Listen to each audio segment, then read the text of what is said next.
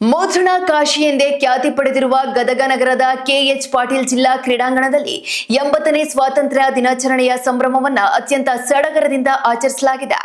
ಜಿಲ್ಲಾಡಳಿತದ ವತಿಯಿಂದ ಆಯೋಜಿಸಿದ್ದ ಈ ಕಾರ್ಯಕ್ರಮದಲ್ಲಿ ಉಸ್ತುವಾರಿ ಸಚಿವರಾದ ಬಸವರಾಜ ರಾಯರೆಡ್ಡಿ ಅವರು ರಾಷ್ಟ್ರ ಧ್ವಜಾರೋಹಣ ನೆರವೇರಿಸಿ ಆಕರ್ಷಕ ಪರೇಡ್ ವೀಕ್ಷಿಸಿದ್ದಾರೆ.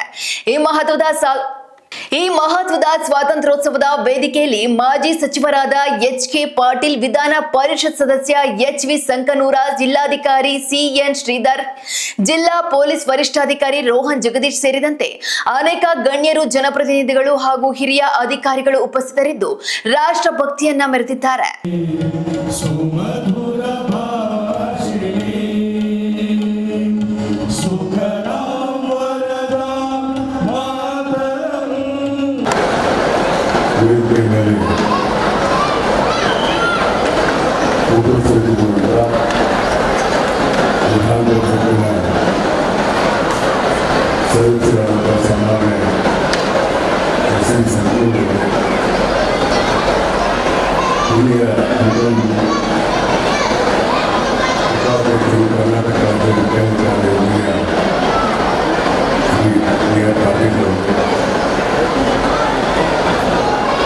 ಕರ್ನಾಟಕ